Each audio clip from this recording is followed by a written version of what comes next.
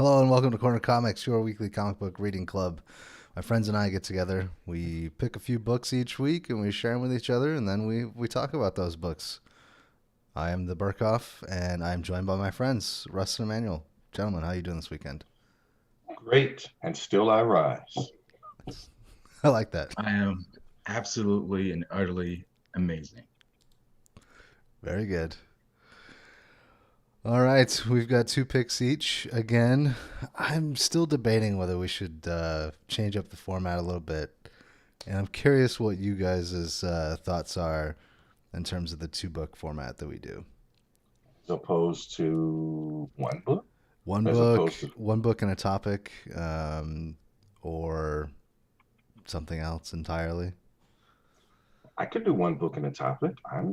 I'm easy Yeah. on that end. I I don't know. I'm open to change it just to try something new. I don't know if there's a specific goal to get to. Maybe I don't know if it's a time issue or any of those other things, but yeah, just change it up and tell me what it is, man. I'm there with you. All right. I'm all for it. Just curious, and also throwing it out there on the podcast at the beginning. So if anybody wants to comment and let us know what Yeah, their what do you thoughts want us are to do? on the format and And how. maybe send some emails and we will answer your questions. um, so yeah, let's we'll run down the books that we've got. My two picks for the week: Star number one. This is a offshoot from the Captain Marvel books, and Star is a newer character in the Marvel universe. This is one of five, so it's only a 5 issue run that they're doing, and I guess if it does well, we'll see. Maybe she becomes a more permanent character.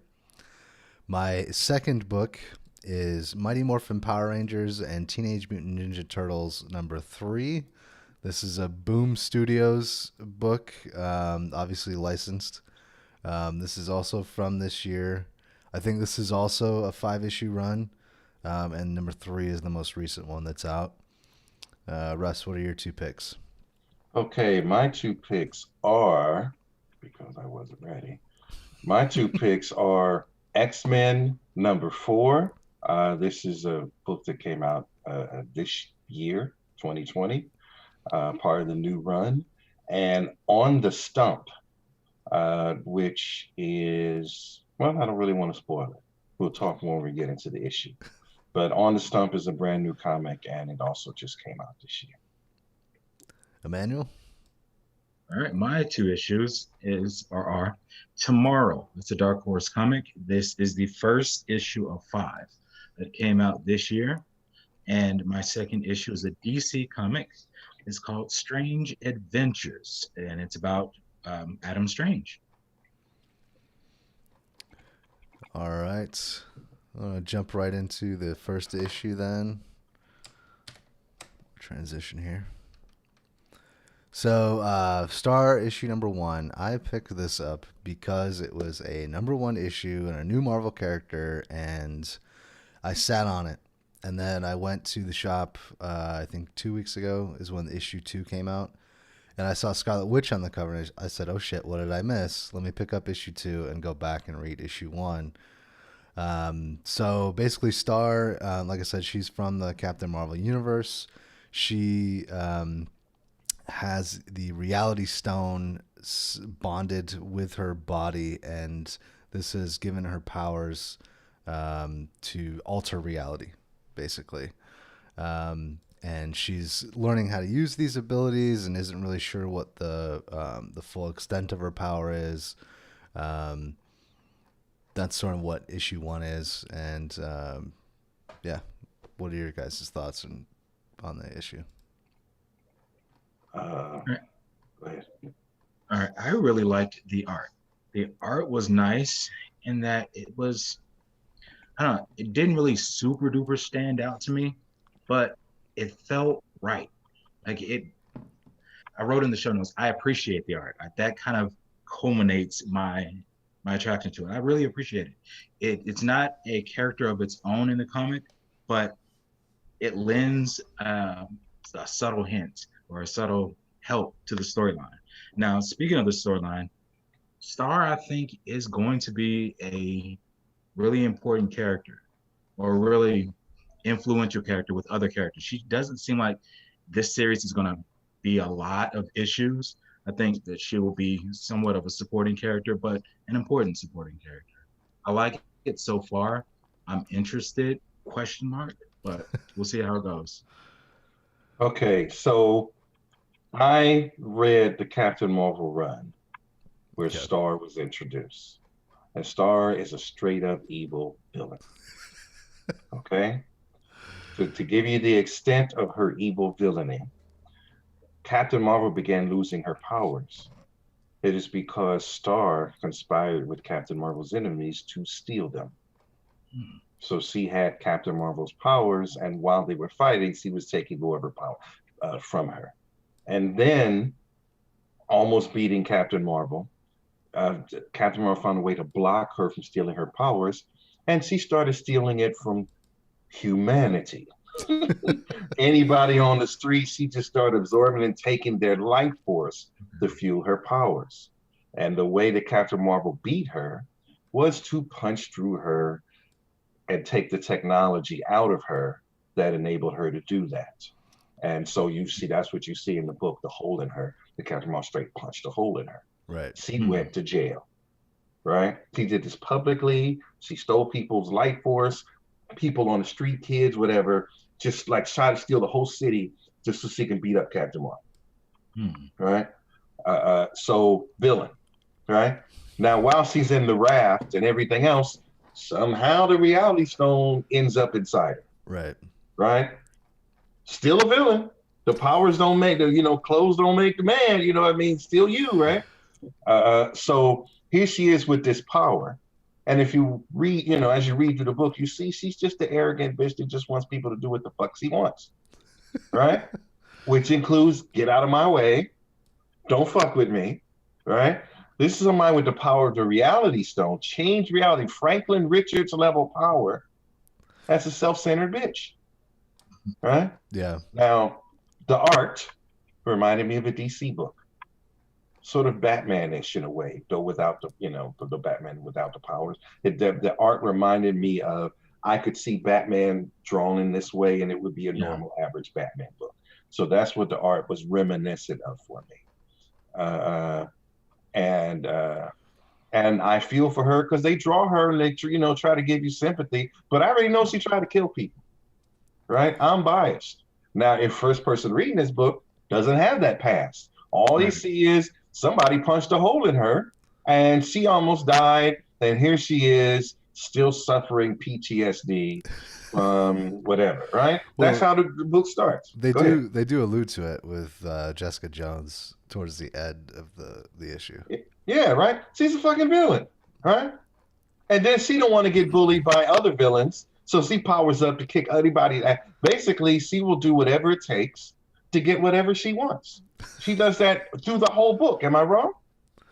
Doesn't matter if people are hurt. It doesn't matter if people are inconvenienced. It doesn't matter. Like, I'm not mad at her doing that to Loki because Loki is the same way. Right. Right?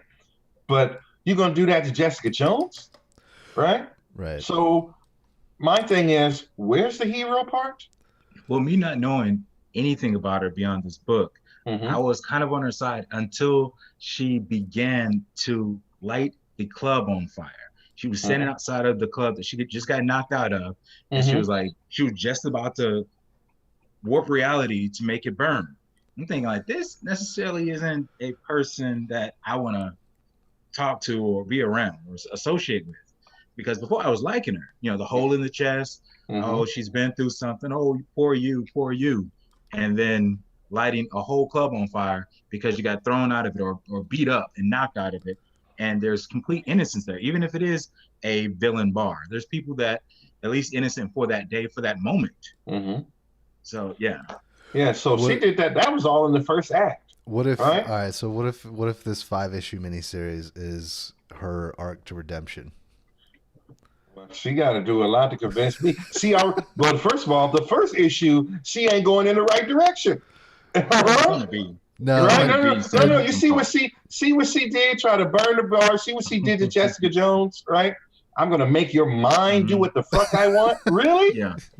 You really think that she gonna be resolved in 5 issues? She not the Punisher. She ain't killing villains. She can. The Punisher always redeemed himself because he kills villains, and we allow that, right? I'll allow it, right? Right. All right. Let's just see. Even Venom. Venom was a straight up murderer, right? But Venom took a lot of years to get to redemption. Now he's anti-hero, right? Right. Not saying, but still, it's all the other spin-off Venoms that are now evil, right? Or Cletus Cassidy and all this other sort of stuff. You really think this bitch gonna redeem herself in 5 books? This is a straight up villain book. Look. I love Doctor Doom.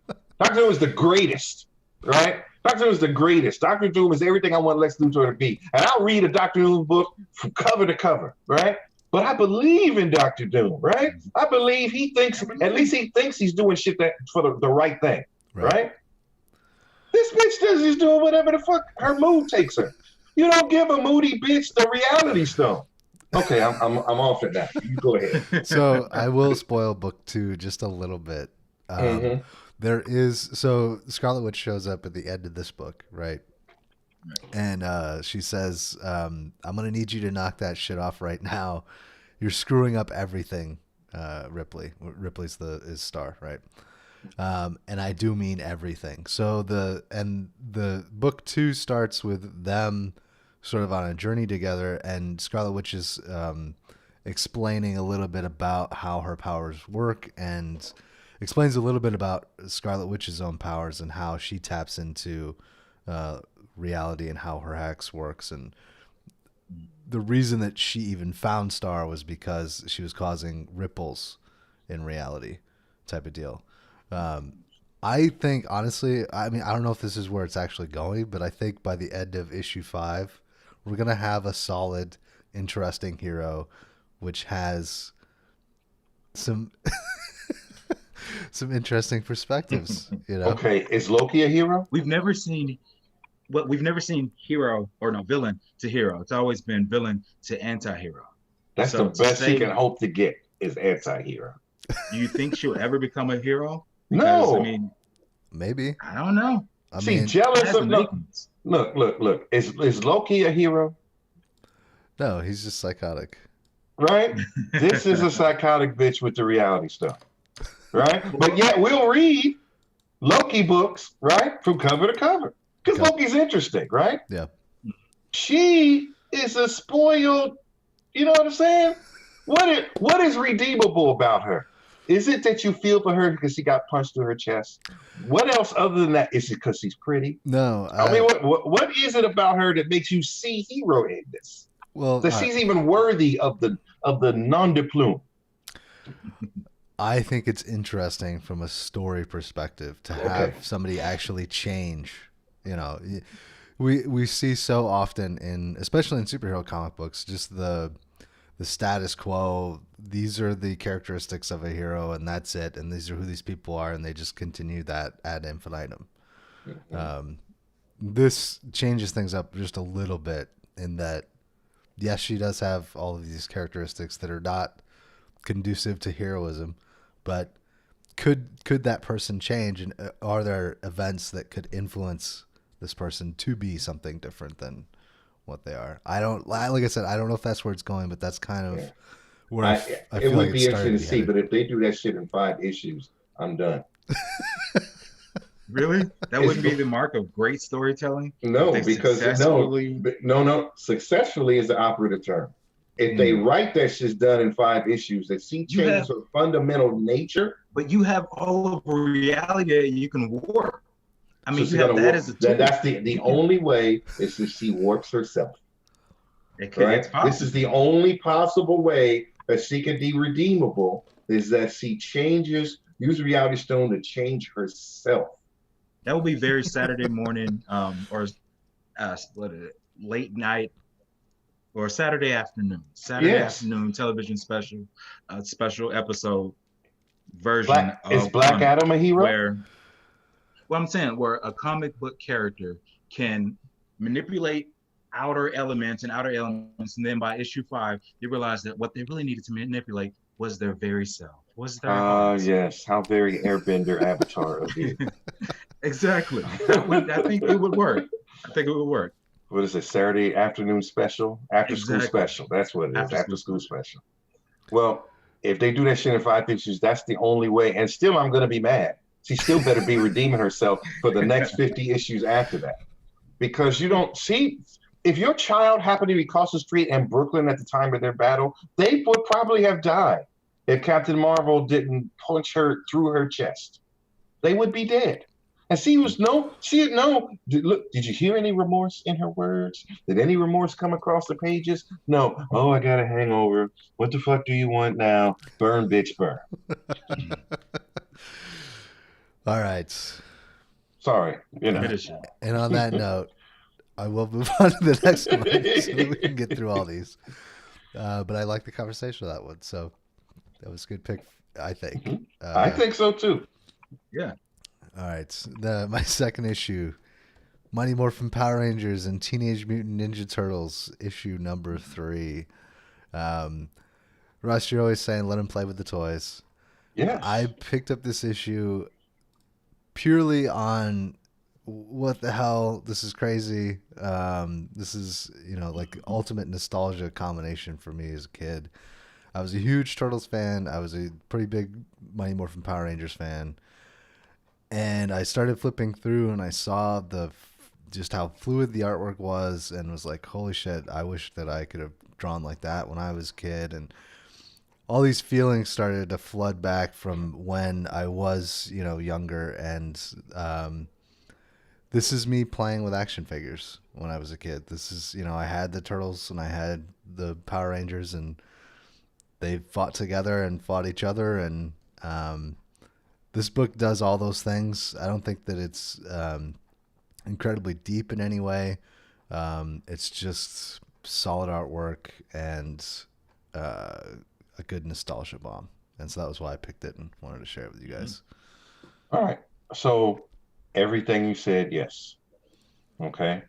I felt that the way that they wrote it gave honor to the Power Rangers and the Turtles worlds, made them real, found a way for them to interact. Everyone was in character from my memory of them.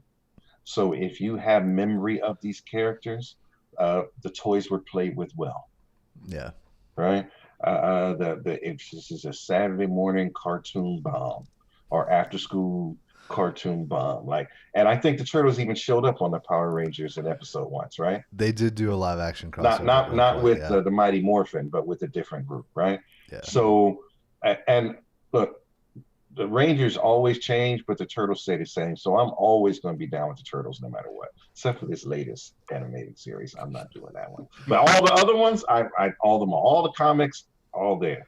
But what was missing for me is the thing you said. It's just not that deep. No, yeah. It's a fun romp. If you like these characters, or if you have lived the life that Matt has lived with these characters, God damn, you got to have this book. You're supposed to have it. This is for you.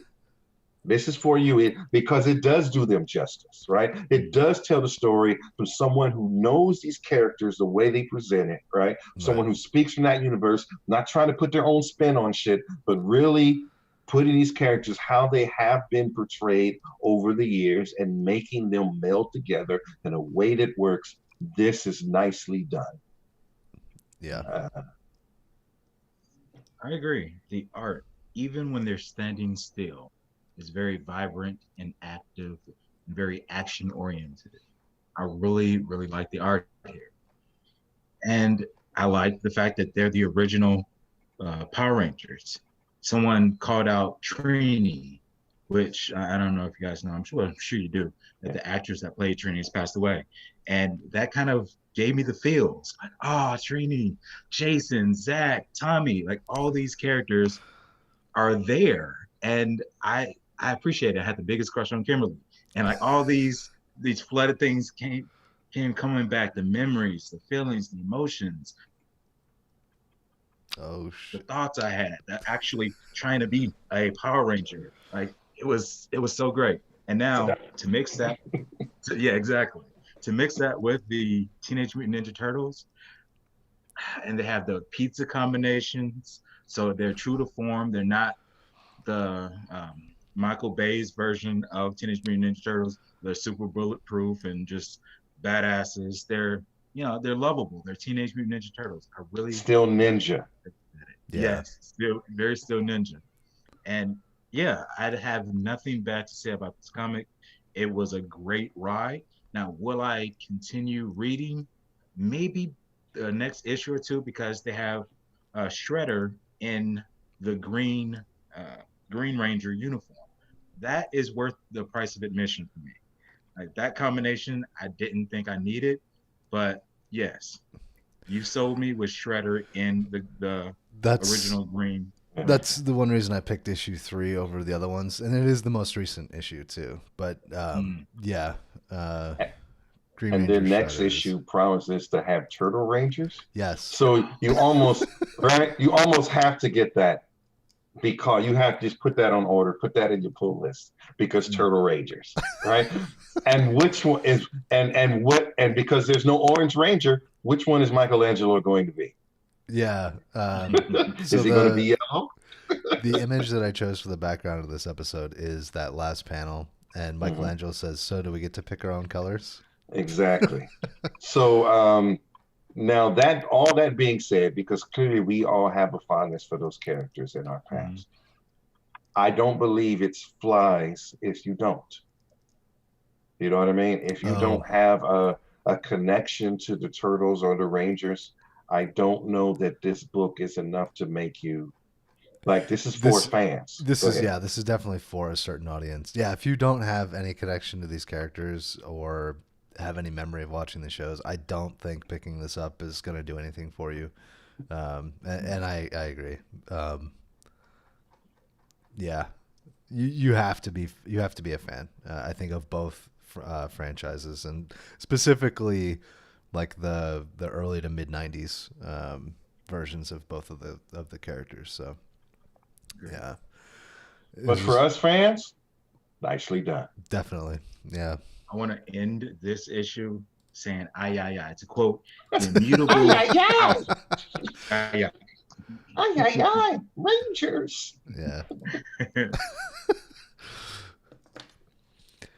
All right, moving on.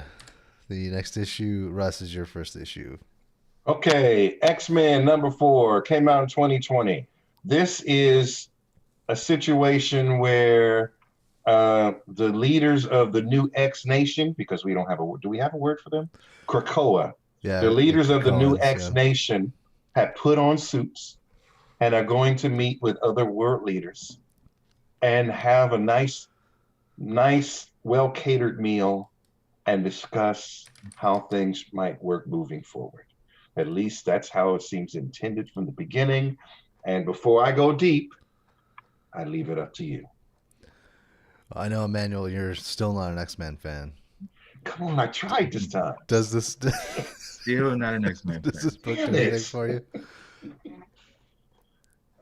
There's a lot of exposition here, which I mean I'm not mad at because that is true to form. That is very X-Men style, and what they deal with is a lot of politics. I appreciate that. I acknowledge that. I accept that. This was interesting. Once I took away the X-Men element from it, it was interesting to see this triumvirate, like these three powerhouses go, and they're in and of themselves, they can take out the whole planet. But they're trying to play nice, and I really like the dialogue, what they were saying about how they learn from the humans and how to not just be so full force, very physical and take over physically. They're now dealing with investments, they're now dealing with subtleties and marketing, not necessarily marketing, but they're just learning from the humans and how to operate. And it wouldn't be clandestine, it would be overt, but it would still be subtle. It would be strategic. So I appreciated that. There was action and kind of like the background, the subplot when you have, the bodyguards kicking ass in the background, which was good. Overall, this would make me want to read the next issue or be an X-Men fan, but I appreciate it for what it was. It was very smart. It was very, the feeling I got Guys, I am a human. Feeling I got was like, how come the humans can't just look at the Homo superiors as the big brothers and coexist, cohabitate, and like they have their role, we have our role, and like it gave me some feelings. So I appreciate just about any book that gives me any kind of feeling anyway, whether it be anger, happiness, joy, whatever. It gave me feels. I appreciate it. The threat of extinction. That's why they can't play nice. Yeah. Something to say. I'm gonna wait though. Go ahead. So I mean, I read this when it came out. This is, I think, a couple of months old now. Um, the imagery of the cover is pretty powerful, especially given the fact that in the history of X-Men, Magneto and Apocalypse have been, these crazy villains that have taken um, entire armies of good mutants to take down, and to see them standing with Xavier is crazy. And he's got a white suit on. Magneto got a white. Like, I ain't even finna get dirty today, no. right? I'm look flying in my white suit, and ain't a speck of dust gonna get on me. I didn't spill any of the steak tartare on it. And by the way, this is the effort. This is how you will be destroyed.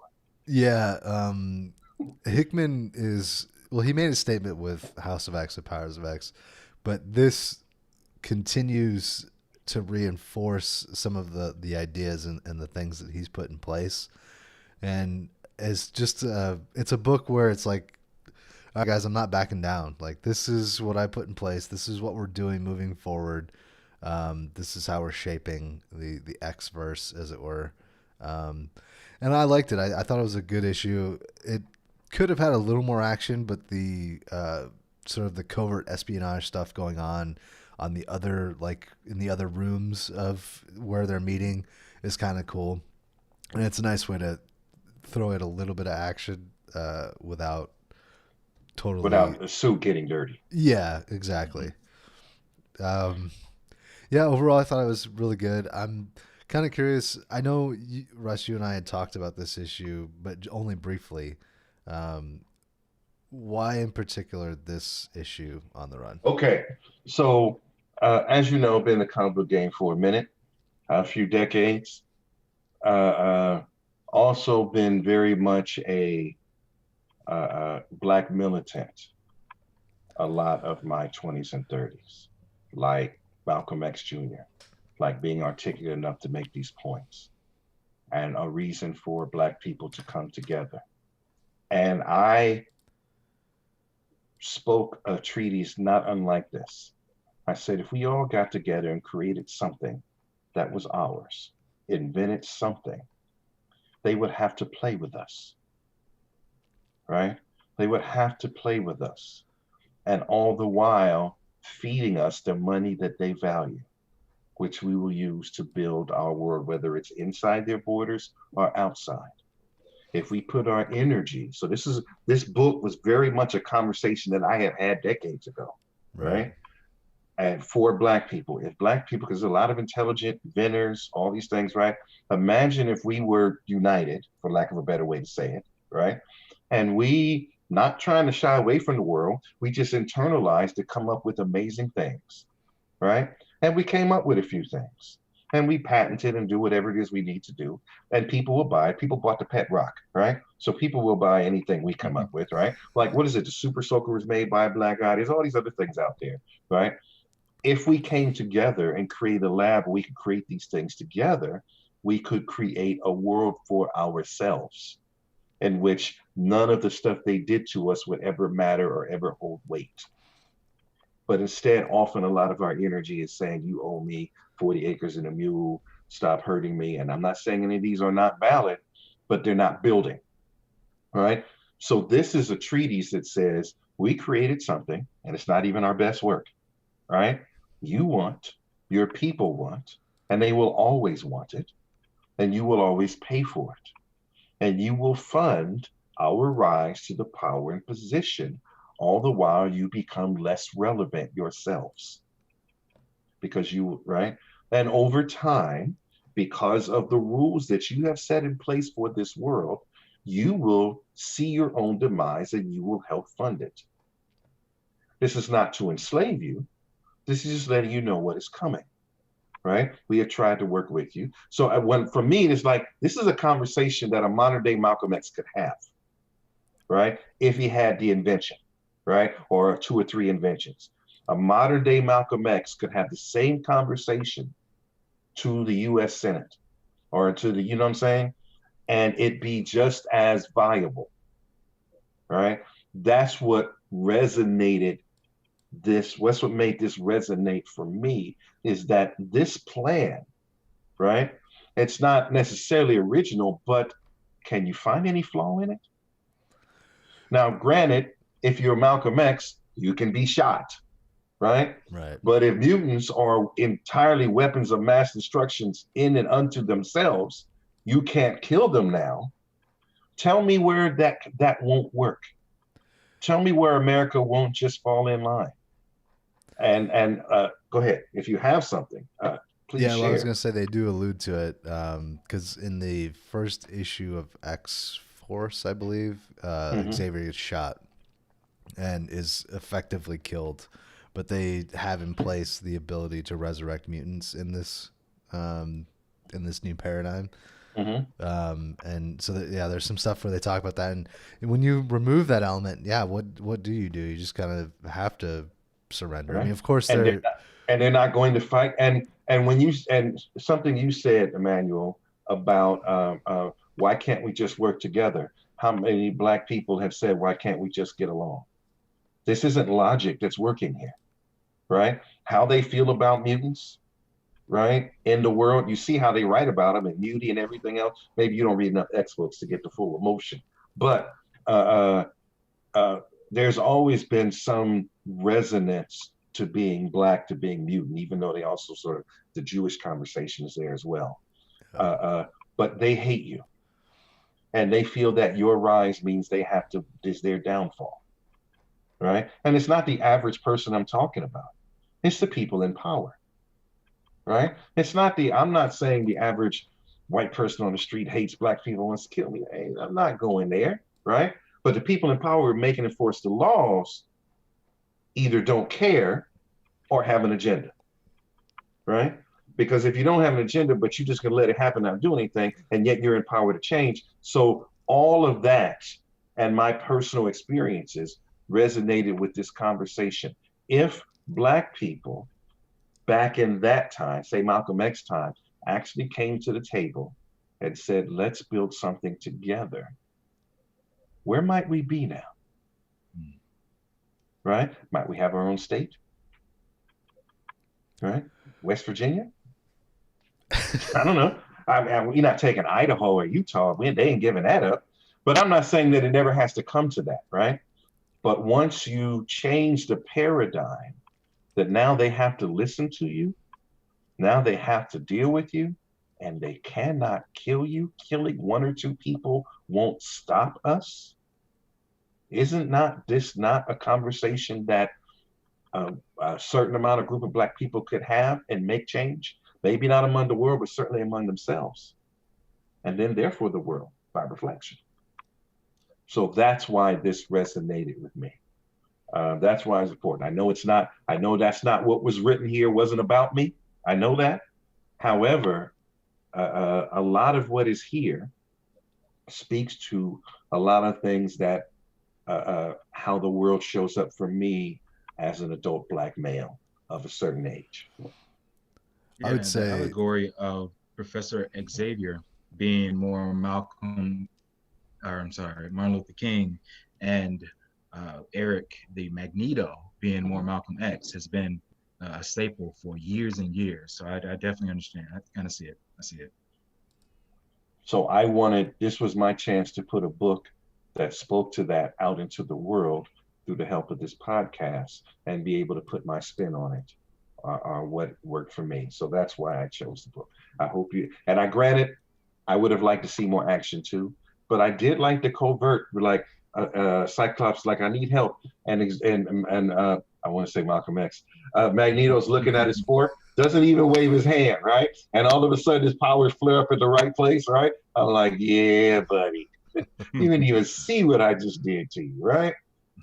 All right. And then and then Xavier taking off his helmet just for 30 seconds to make a statement, said, I love you, brother. I love you. I want to work with you. Right. And I still believe that in my heart.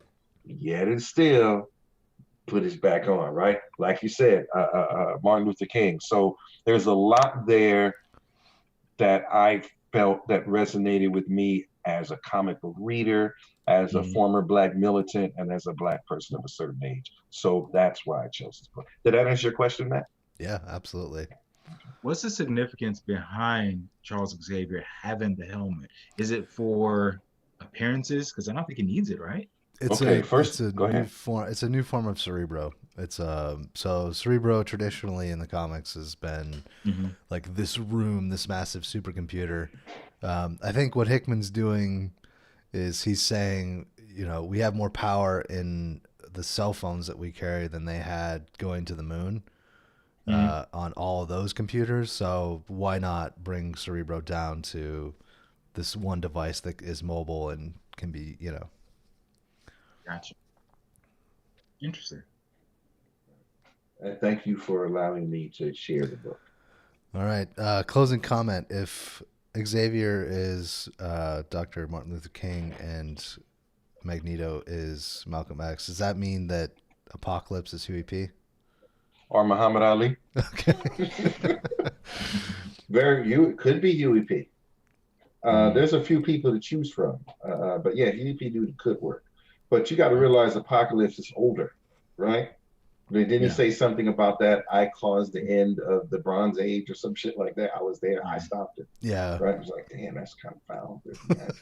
Fuck with the whole humanity like that. But so there's not really in the history of African American leaders, most have been killed, whereas Apocalypse is still alive. So it's hard to find a good parallel.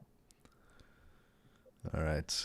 Moving on. The next issue, Russ, on the stump. Okay, on the stump is a U.S. in which if you want your bill to pass, you got to kick some ass. So, wow, that was pretty good. So basically, speaker who goes to the floor has to actually have a fight, like a WWF fight, to get their bill to go to the floor. So every politician that you see is not some weak milquetoast. Every politician that is fighting for your rights in the Senate can kick your ass. And I prove it every time they pass a bill. I thought this was great because this is totally the opposite, right? Every politician we have, we can kick their ass. You know what I mean? They are weak physically. We don't believe in them. It's hard to see them as strong leaders. Every fucking congressman is a fucking strong ass leader. And historically, not just in the US, people support strong leaders, whether good or bad. Yes. Strong leaders, strong personal presence always seem to rise above that. It seems to be the human way. What if that was real? Now, what if Bernie Sanders had to go against Donald Trump in the WWF fashion? Right? Just UFC. Yeah, right. See? Right? Bernie's like, take the street off. Skinniness. And Trump takes his hair. His hair is flopping. Right? I just thought, what does that mean for the world? Because here's the thing, we say a lot of bad things against politicians. We all do, right? Yeah. But what if they actually could kick ass and put something behind their words? Would the world receive them? You read the book. Tell me what you think. I would say, okay. I'm going to break it down a little bit. I do love the lore. Like, I did not expect the fact that it proposes that it says, what if everybody in the world could fight, and that was how everybody resolved every dispute that we've ever had. It's just, bare knuckle boxing, basically. So that's the question it asks, and it answers it. But in the same time, it builds up this weirdly unique alternate history lore that's going on. That aspect I really liked. The artwork is stylized, and I do like the panels that have a lot of detail, but I feel like the artist took some liberties to not go into as much detail with some of the backgrounds. And so that I kind of took me out a little bit. I was like, really? You could have just added a few more lines, just a little more detail. I don't know what kind of deadline they were on when they did this book. So that I didn't really like. It does move. It's got some fluid action to it. I got about maybe a third of the way through the book, and I said, "Well, where's the murder? Because this is a Russ book." And then Yeah. dude's head pops off, and I'm like, "Oh, okay, there it is." I didn't Um, let you down. I think this is. It feels a lot like Shirtless Bear Fighter, where it's just so absurd, but the stuff that they put in there, they're taking it seriously enough that it's you're okay with it. There's some suspension of disbelief there. Um, will I continue to read this? I don't know that I care so much about the individuals' stories that are going on here, but I would pick up the next issue just to flip through it and see what the hell happens. So yeah, that's my take. Nice. The art to me, it's as if I live in this universe and I've had a concussion or two.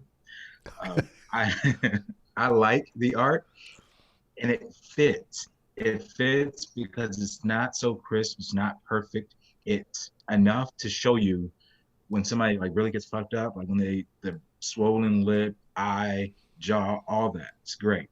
But when it comes to like the beauty in the world, it's not so focused on that. It's more so the beauty in the right hook and the swing and the effect it makes. So I appreciate the art for what it is. It's not great, but it's great for what it is. The plot and the storyline itself, the first thought that came to my mind is, and like the book we reviewed a while back, Animosity, where the animals gain sentience. So what if in this world we still had this very animalistic instinct to fight, to be aggressive, but yet still like our minds evolved enough to like have knowledge to create politics and policies and different governments. So we still have this aggressive nature in order to solve conflict, but we've channeled it in a very political way. So that was interesting to kind of put that together. And I guess I kind of co-sign on what you said, Matt, about the lore. But yeah, I'm interested in it. I will take it a step further and see the next issue and kind of ride this train. I don't think it's going to fascinate me. I'm just interested. I don't think I'd be like, wow, this was great. I'll probably end it and be like, that was enjoyable. Yeah, I think it lacks in the individual characters. I don't really Yeah. care about anybody in particular. It's just fascinating to see them move about in this weird constructed reality. Mhm. For me, this is Planet of the Apes, Okay. Mm. right? Excellent. If you think about the structure when the apes ruled, isn't this it? Maybe not as political, you know what I mean? But they basically, leaders had to be able to strong and kick ass, right? Yeah. And if you didn't fucking want to believe in me, fuck you, I'll kill you on the spot and go about my business, right? And fuck your bitch or whatever, you know what I mean? So I felt like this is a human Planet of the Apes, right? And when you think about how humans are and can be, it's not as far-fetched as it should be, lack of a Right. better way to say it, right? Yeah.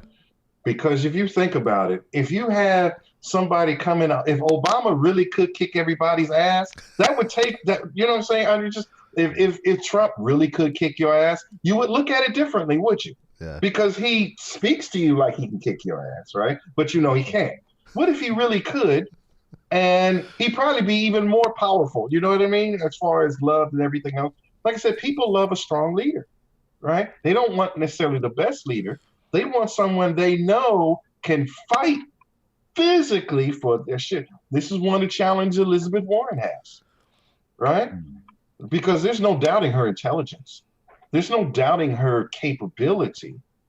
But do you believe that we still treat women equally yet? Are we there? I don't know.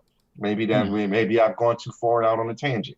What I'm saying is, I think this is not that far away from I mean, a lot of third world countries, aren't they this way? Yeah, Right? you can say The that. powerful leader wins, and everyone gets behind them and increases the leader's power because they follow him. But anybody weak, they will immediately get rid of him, kill him, and a stronger person or someone they believe is stronger will kill him and take his place. It's very much a third world conversation. And as I believe the U.S., for lack of a way to say it, is descending a bit from first world to maybe second world, right?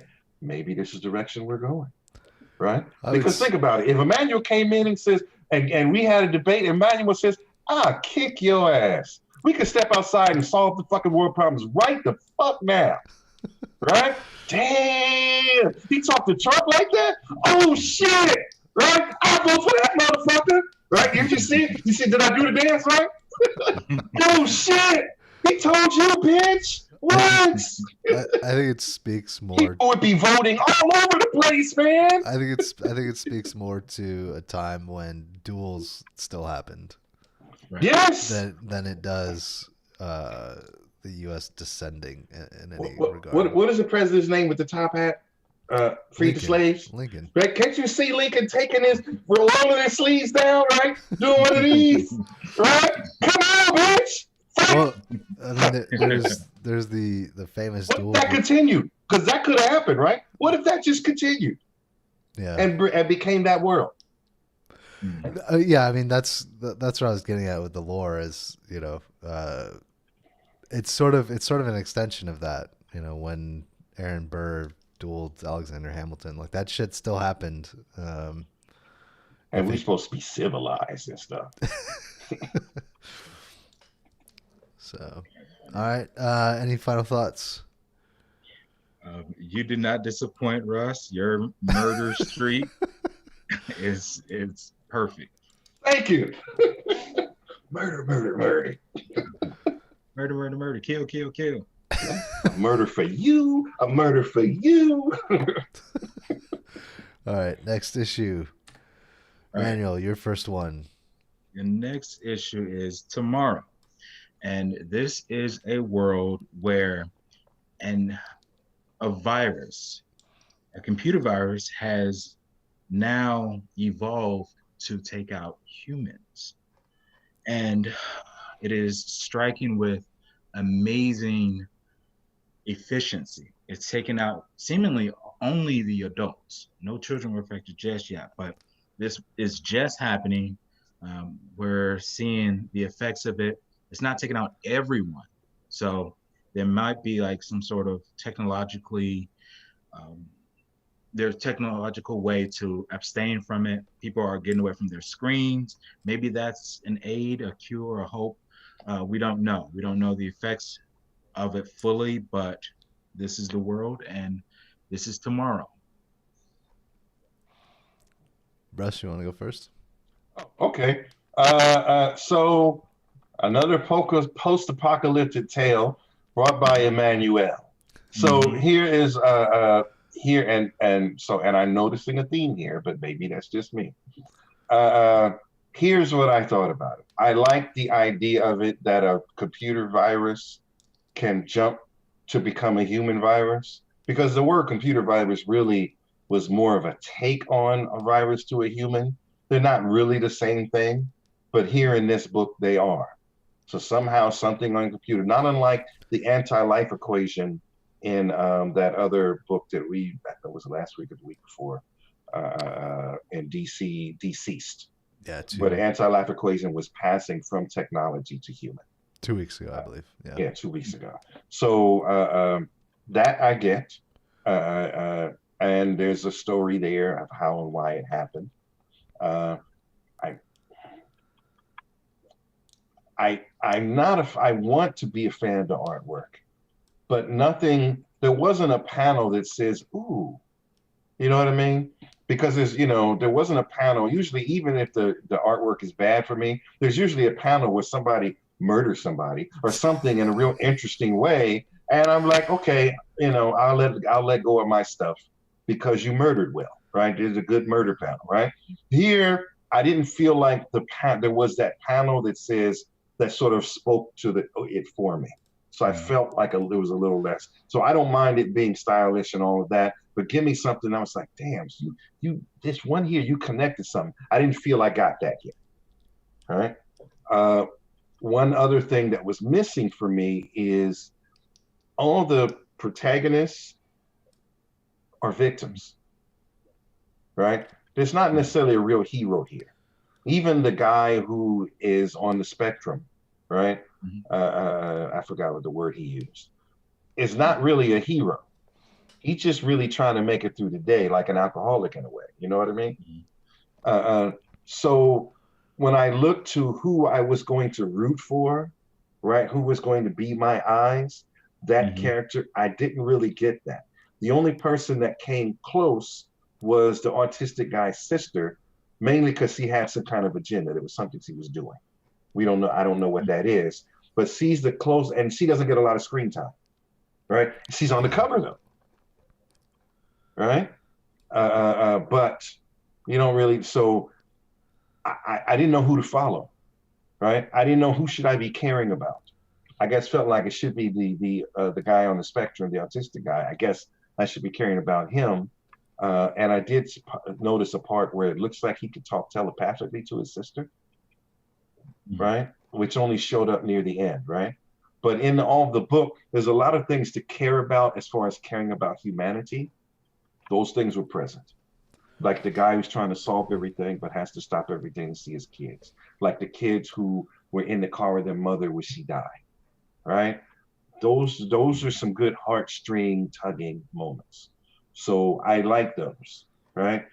But the kids in and of themselves, I don't really know them. So should I really care about, right? And maybe the black guy who's their parents, maybe I know a little something about him, right? So maybe he's the guy I should be following, but I don't know. But he's not on the cover, right? And I figured they write so much through the eyes of the autistic guy, it should be him. But I only know that he's autistic and just trying to live with life, not, you know what I mean? Because the kids aren't being affected, him being autistic didn't save him. Him being a kid saved him, all right?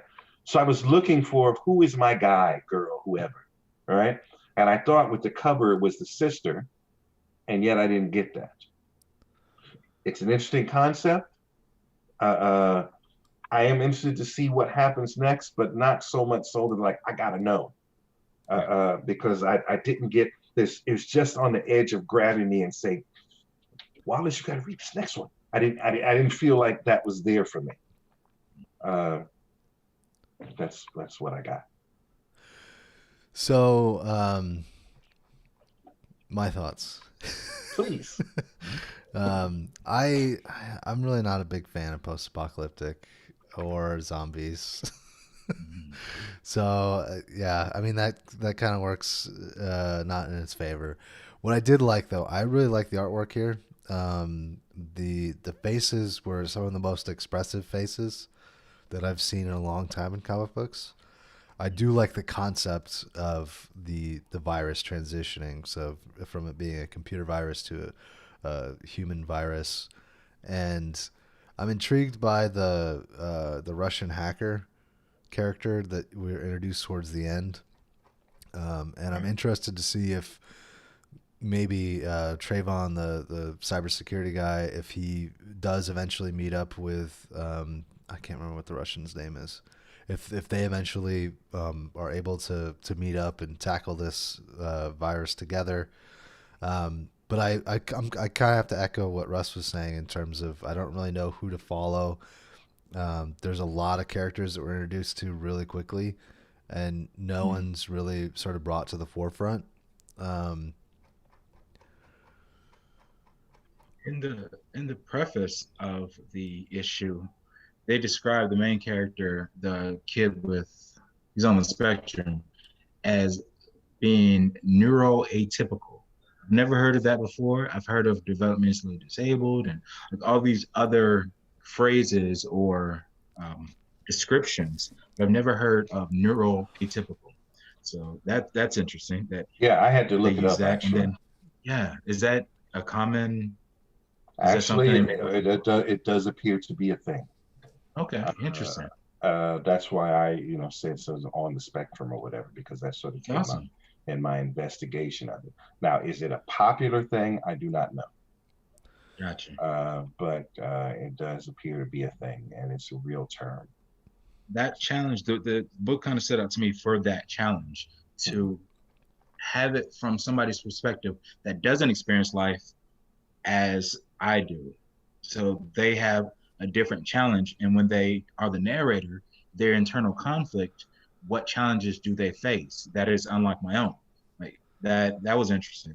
And Jesus Hervas, the artist, I'm probably butchering the name, but the artist, it kind of stood out to me. I actually kind of like it more than you, Russ. It kind of shines where things typically don't. So it gives that world a veneer to me. Yeah, I think that this book has potential. This is clearly written for the full 5 issues and a graphic novel format. Like this I think this first issue suffers from the fact that it's clearly written for the long term. I'm curious to see where it goes, because like in the intro page, there's a section where it says, if we remove the deeply flawed adults, would the young people themselves be just as flawed with the same ghastly predilection for violence? Lord of the Flies. Right. Yeah. Does it become Lord of the Flies, or does it do something entirely different? I think with like the hints of telepathy and, like you were saying, that it was a atypical neural disorder or whatever it was. Maybe there's, I don't know, maybe there's some crazy like Akira level technology meets, humanity thing gonna happen with the virus. So I think this has potential. The first issue for me was just kind of hard to follow because you don't know which characters are important. Yeah, but I thought it was a decent pick. Yeah, I get that. All right, the next one is Strange Adventures. Now, you've heard of Doctor Strange. This is Adam Strange. He is a space explorer.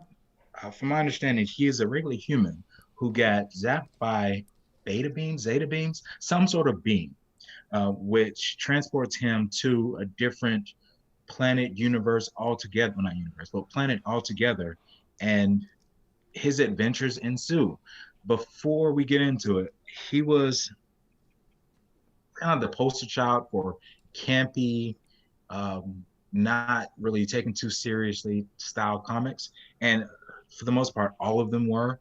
But when they all graduated and became more serious and darker, I think it took a while for Adam Strange to take that leap. So that being said, this is one of the more recent incarnations of him dealing with real life issues, and that's a statement. Russ, you want to go first? Sure. Okay, so Doctor Strange, Adam Strange is basically DC's version of all these characters. Tarzan, who is the guy? Flash Gordon. All these people who get put into strange situations against Adam Strange, right? He does not have any powers. He's not especially smart. He is an archaeologist. So that sort of speaks to his mindset. But he still carries a standard ordinary jetpack and a space blaster. That's his thing. That's what he carried. Don't ask me why no one ever took it from him. But this most likely is John Carter, Warlord of Mars. Are you familiar with that movie? Yes. Came out ways back, right? Yeah.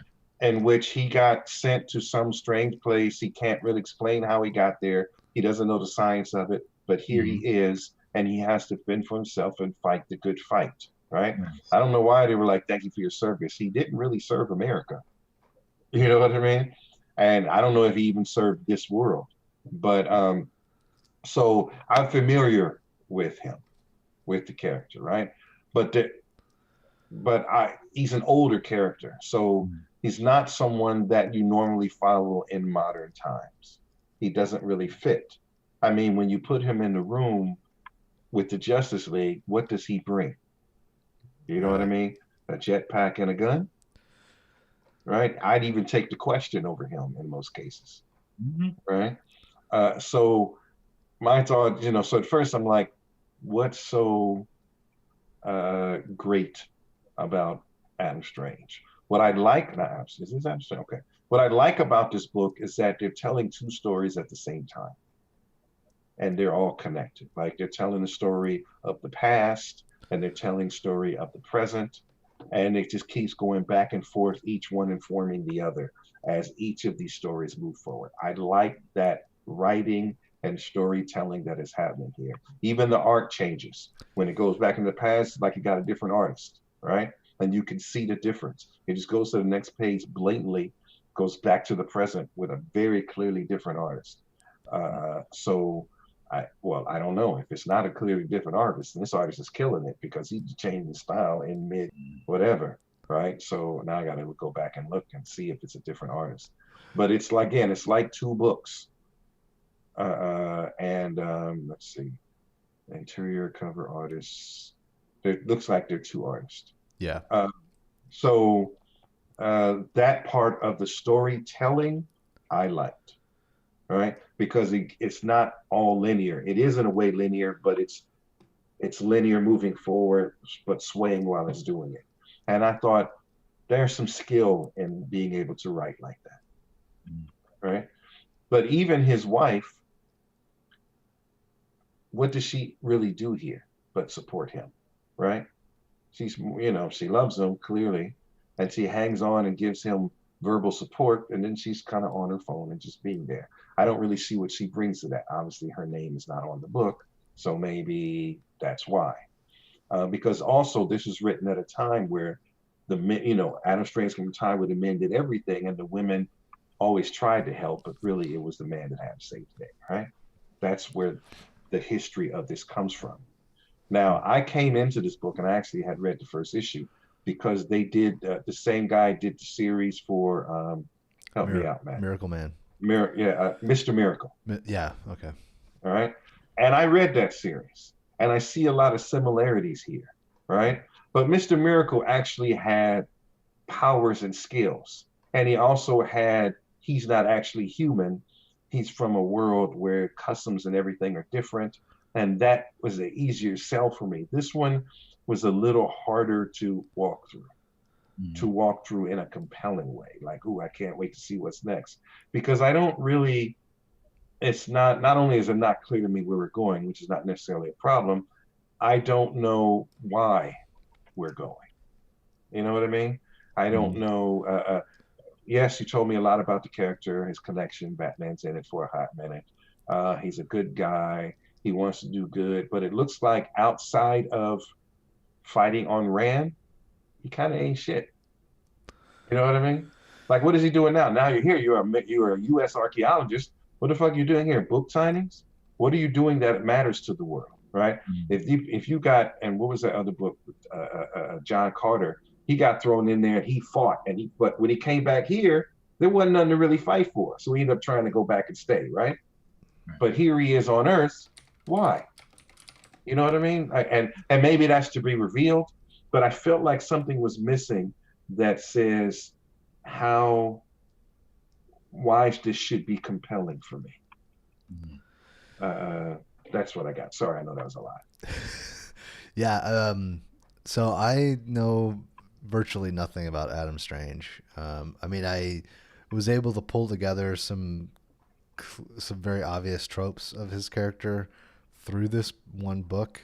I think this is a book for a very specific audience, and that audience gives out Eisner Awards. That's who this is written for. Yeah, you said the same thing. They give out Eisner Awards, and they died years ago.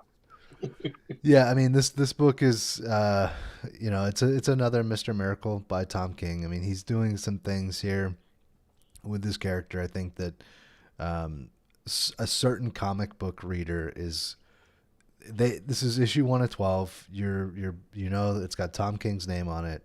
He's taking an old character and doing something a little different with it. And yeah, it's for a very specific audience. I don't know that that audience is me. Um, I love the artwork. I love that it switches between two different styles. I would have been horribly lost if it did not do that because there's some, it's almost written like it's set up specifically to be a TV show or a movie, where Flashbacks. well, with flashbacks and jump cuts, like Yeah. the change in art sort of um, denotes when that's happening.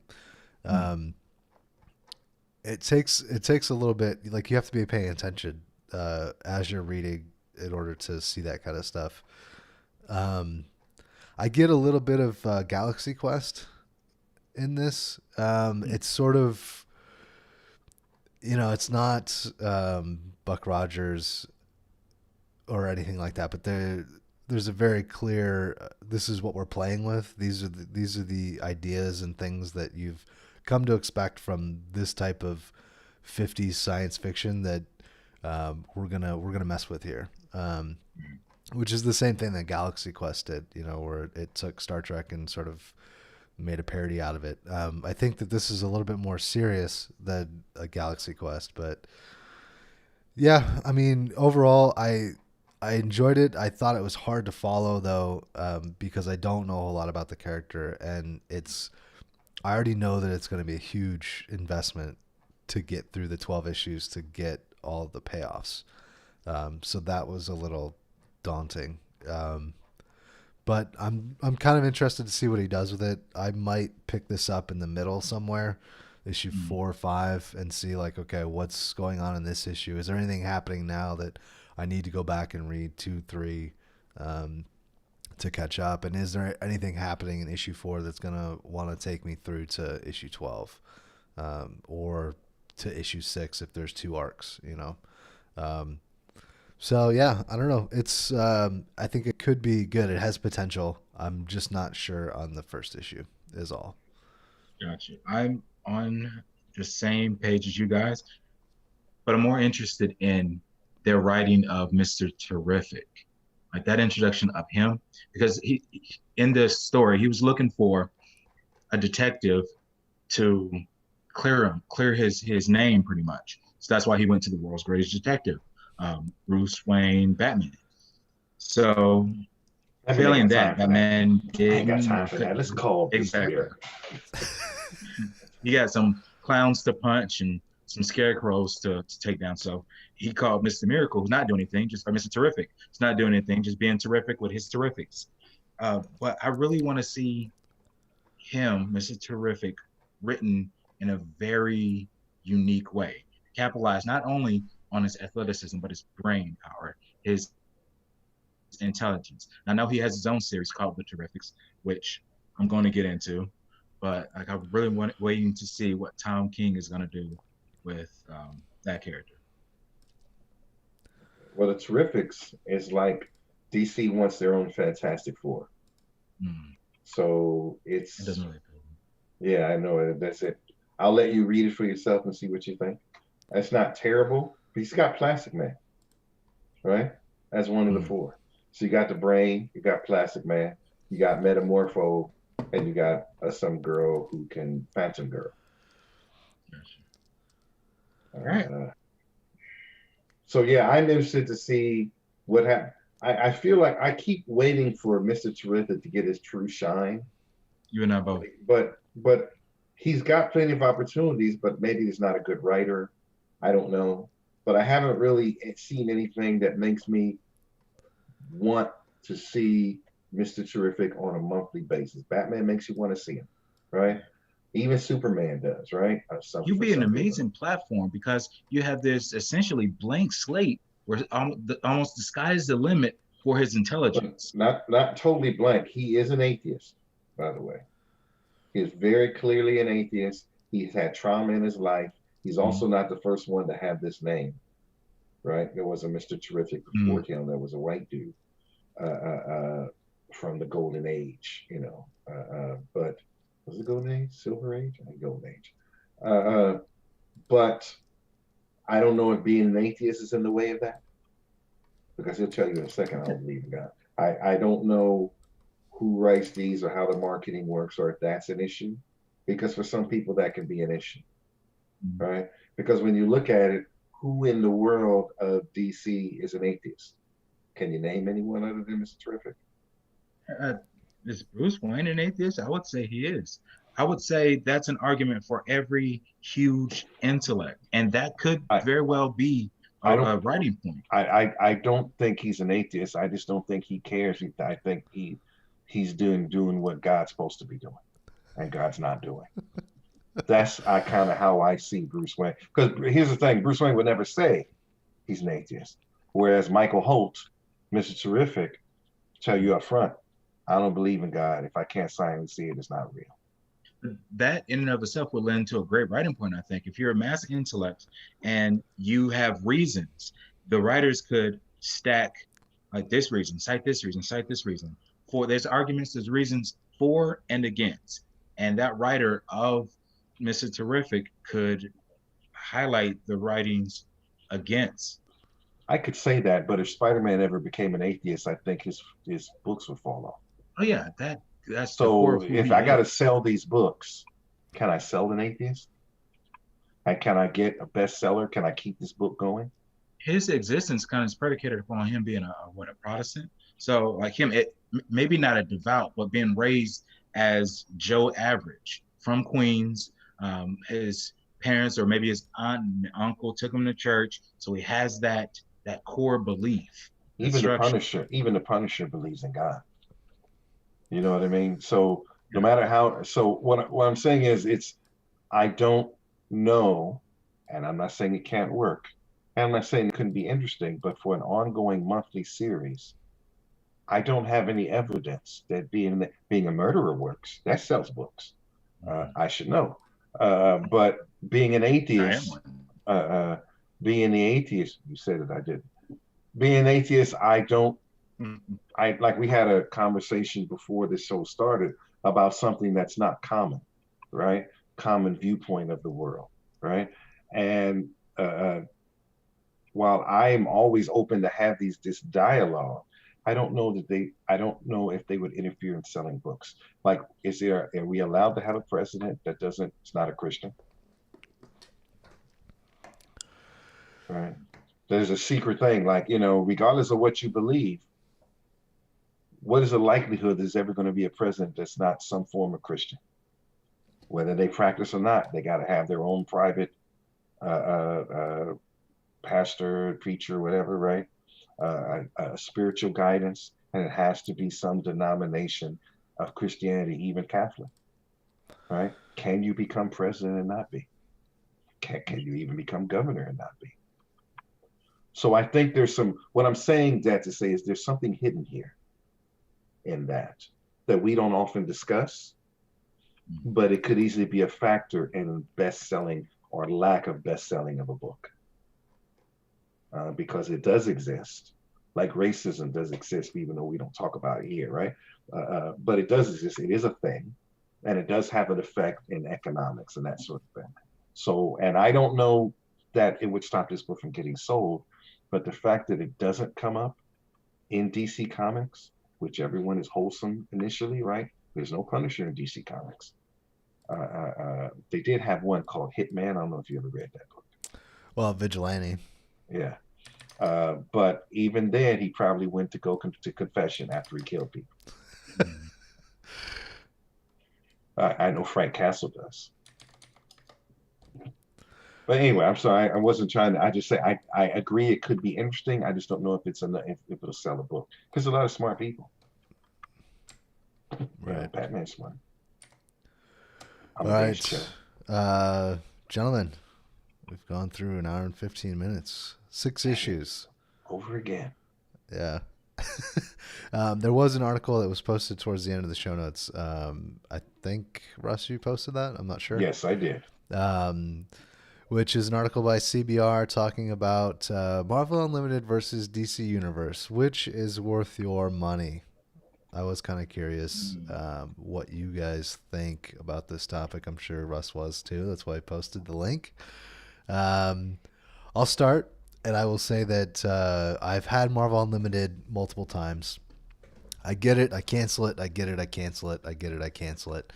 The reason that I do that is I wait for the codes. They're always posting codes on Twitter and Facebook. So like the most recent one was read for 60. If you had $60, you can get an entire year of Marvel Unlimited. And the issues are always 6 months behind at least. So the newest stuff you don't get for 6 months. So I a lot of times will get Marvel Unlimited for a month, catch up on everything that they have, cancel it, and then re-up. Marvel Unlimited for me is worth it at a $5 a month price point. But there's just too much to read, and once I've caught up on the stuff that I do care about, there's no reason for me to keep it until I wait another 6 months and re-up. And I'm not a huge DC fan, so I have not taken the plunge with DC Universe because that's a whole other commitment. It's not just the digital comics. There's other stuff that goes along with that. So Okay, I'll so leave it to I you do guys. subscribe currently to DC Universe. Uh, so there are some differences. First of all, it's usually at least a year before the books show up. Okay. So it's a little longer wait than Marvel. But what this DC has, and DC is cheaper generally, maybe not for that sale, but month to month, it's a few dollars cheaper a month. And in the scheme of things, $2, $3, what difference does that make? What DC does have is all the animated series. You get that also. You get the new series, you get the new live action series included in that price, right? Right. You can go back to the original Batman. So DC is giving you more, though I will say a lot of the books are still curated, meaning you may get a run, but you won't get all the Batman. You know what I mean? You won't get all series. You may get the first 6 books or the first 12 books, and then the rest of them, who knows when they're going to show up. But they have a thing called DC Daily, which is a bunch of casts of not from movies, but people who are into the fan and the lore, and they read issues together and tell us about it. They have guest stars, writers, actors, artists that bring that they interview and stuff like that, and they have a daily show, and half of it shows on YouTube, and the other Okay. half that you can't see on YouTube, you can see the entire thing, and it's every day. It's called DC Daily. All right. So there's a lot here, more here for your money. That being said, I still and if I compare it to Marvel, I feel like it's worth more for your money because you get all the video, right? Yeah. And now let me ask you this because I have never paid for Marvel. You know how in Comixology they can go panel by panel. Can you do that in Marvel also? Yes.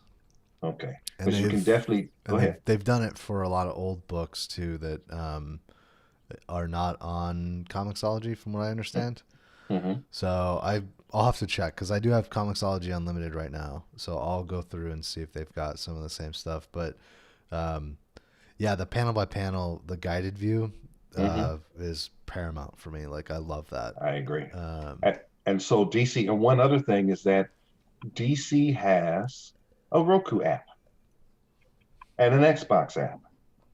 So not only can you watch with the same money you're paying, can you watch all these shows, including the new ones, Titans and all these other things, right? And Harley Quinn. You can also go panel by panel on your television.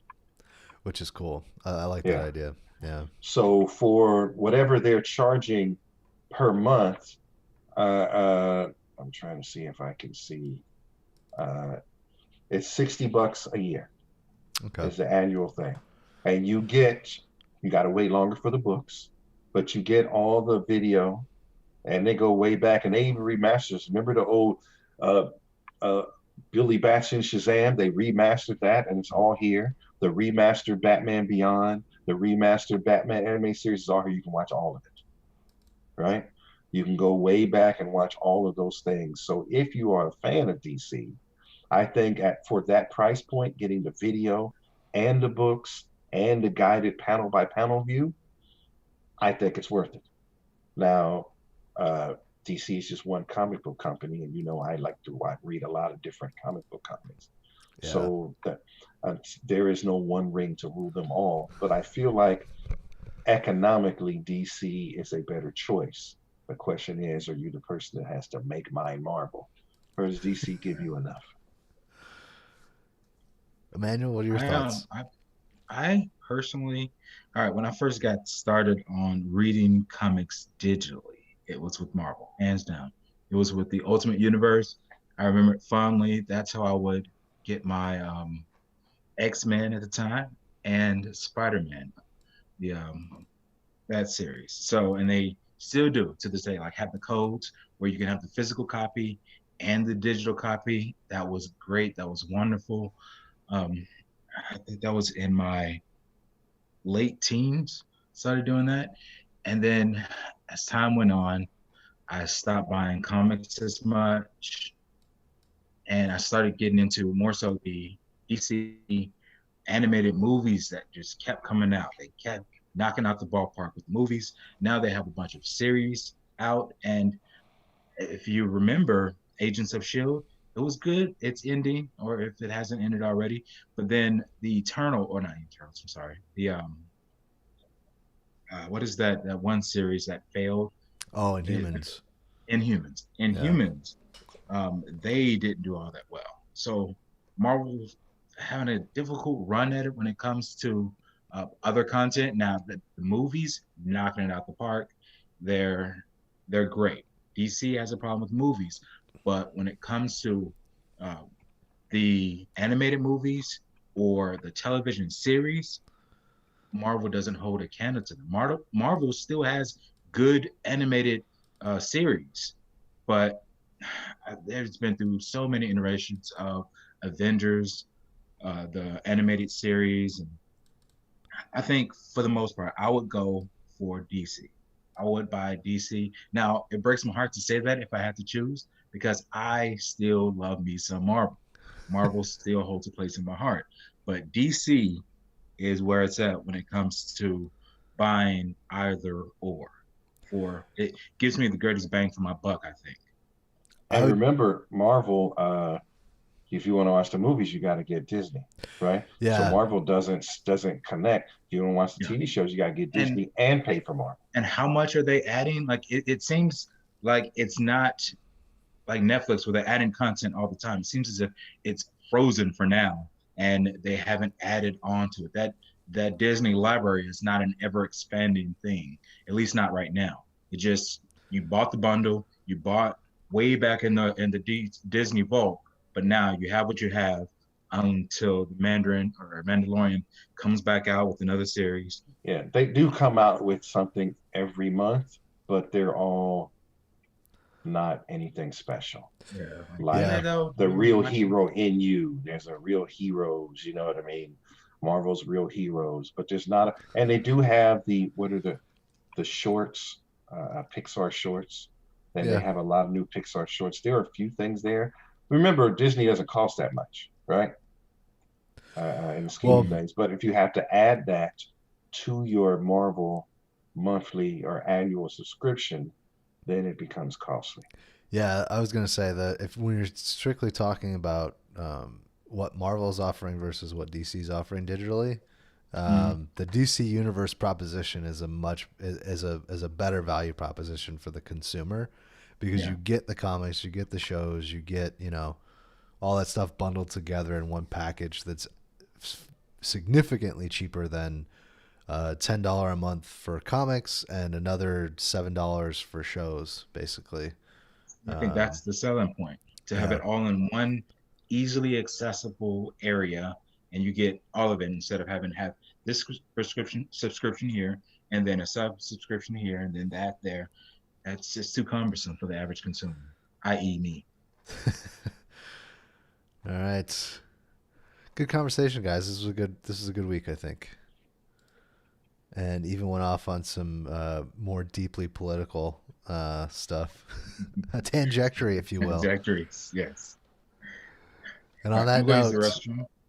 all right, we're heading out.